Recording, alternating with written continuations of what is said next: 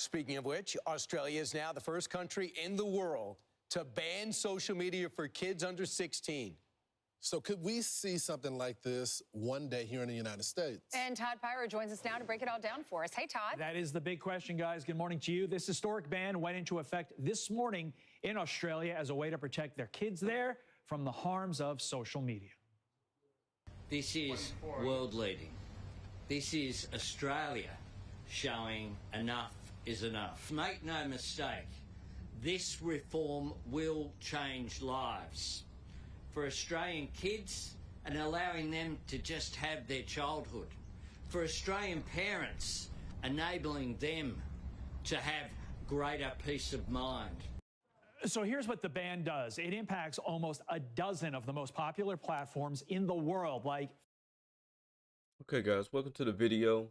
This is Justin Paul, and today we're going to react to and go over Australia banning social media in their country for kids, which I applaud them. I think that's a great move, and it's a way to, as the Prime Minister of Australia was saying, it's a way to give the children their childhood back.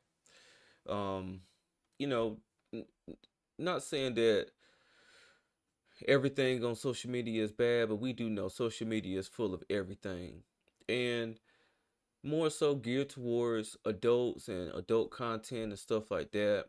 You know, from not even with sexual stuff, but more so just anything, man. The dialogue that's in social media, jokes, and just a whole bunch of things that I feel like kids need time to develop in order to be able to deal with that type of stuff and be able to process that type of stuff. I do think the U.S. needs to take a look at that. Of course, you know, this is a capitalistic society, so they may not see it the same way. But in the interest of making sure that the children are safe and the children are able to, you know, grow up and not necessarily be older than they are, you know, or feel older than they are, or be exposed to things that, you know, they shouldn't be exposed to, I feel like it would be a great move, you know, putting some safeguards up, because up until now, you know, social media has been able to, you know, go past all the safeguards. I recall, you know, before a time, you know, of course, as a kid, man, I feel like that was like the golden time because, you know, we could go outside and enjoy ourselves, have fun. You know, that was the thing to do. Now, kids want to be on their electronic devices, or, you know, they want to sit there and watch streamers all day, which, you know, it's nothing wrong with that. You know, those guys have to do what they have to do, but it's a lot more to, you know, like life than just sitting and watching others enjoy and live their life. And, you know, one thing I have noticed about a lot of streamers, they're getting up there as far as age, and, you know, their demographic as far as who's watching them, you know, it's still kids. And, you know, they cuss, they make, you know, sexual type of jokes and stuff like that, and antics and stuff. So, you know, it's just one of those things where I feel like it would be great for kids to not be able to have access to these platforms. At one point, like when I was in high school, you had to be a college kid to even be on Facebook, and that's before, you know, all of these other platforms that you see on there was even a thing. You know, YouTube came along shortly after, but now, you know, you have so many different, you know, platforms now that, you know, of course, you know, parents get on there and dance with their kids on TikTok and stuff. Nothing wrong with that, you know, unless it's like some sexually suggested dancing. Um, you know, of course, Instagram is, you know, show it and, you know, showcasing what you got and this and that and the third. Snapchat can be dangerous because, you know, you can message someone and like, you know, the messages get deleted after so long and all kind of stuff like that. X, man, you can find anything on X. Um, Kick and Twitch, of course, those are streaming platforms. Reddit is just a whole form of any and everything. And of course, YouTube, they have the YouTube Kids for the kids, but kids know how to go into the browsers of whatever device they're using and get to the regular YouTube. To now they're exposed to everything. So, you know, I see it as a good move, honestly. And hopefully it has some good effects over there in Australia, and maybe we'll take a look at that for our own country. And you just for the sanity of our kids. You got kids who, mess around with AI, or they get bullied online and stuff, and a lot of times they don't know how to really handle that. They don't know how to really process it.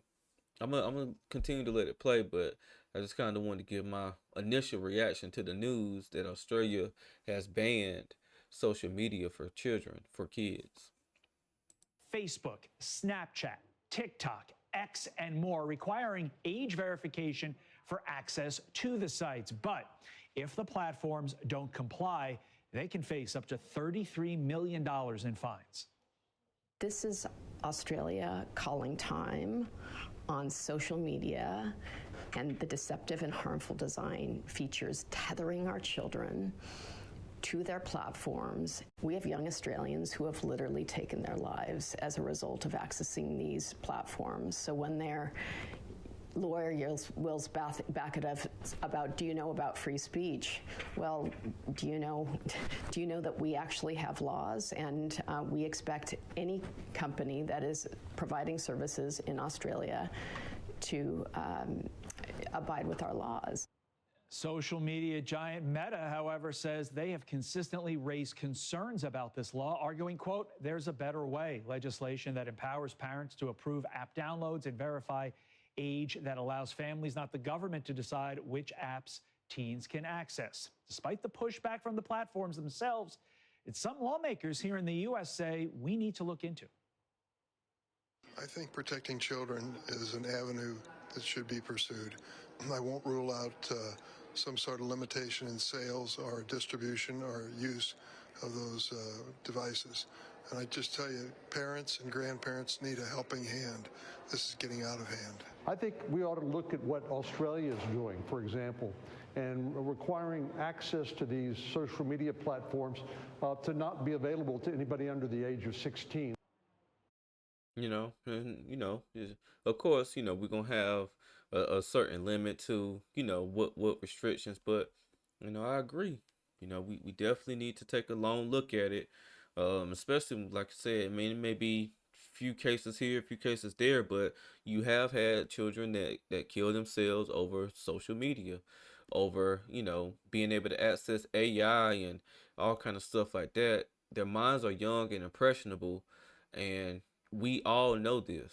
It's just not a secret. And, I never thought it would be a day where all the youth is head down, looking into their phone, strolling all day, not really being productive, not really enjoying the childhood that they have. And the thing about it is, if they knew how quickly their childhood is gonna fly by, then they would really be enjoying it, versus just sitting there staring into their phones all day. Because once they become adults, then it's a whole new set of responsibilities that they'll have out here. And I don't feel like just sitting there looking at content on social media is going to help prepare them for what is to become when they become adults. So, that's just my opinion on it. And kudos to Australia for really taking a big step. Of course, Meta is going to release a statement like that because they own several different platforms like Facebook, Instagram and Threads. So they own several different platforms. They may even own Snapchat. They own several different several of these social media platforms. So of course they're going to take a stance like, oh well, we don't feel like this is, but y'all are not currently putting in place some type of safeguards that's going to prevent kids of a certain age from signing up to this stuff. The content that y'all are allowing to be on these kids' feeds is not really filtered And y'all have to have some type of regulations as far as being, a corporation within the United States and operating abroad. So I think it's a great thing. Hopefully we take a look at doing the same. And again, it's all about protecting the safety of the children, making sure that these kids are not really rushed to be adults or rushed to see adult type content, and just making sure that they can enjoy their childhood.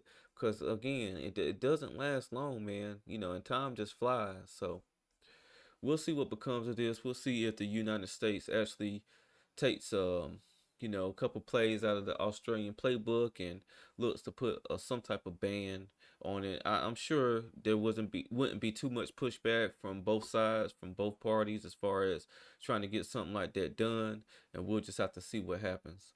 Again, if you like my content, make sure you like, comment, and subscribe. This is Justin Paul. Peace.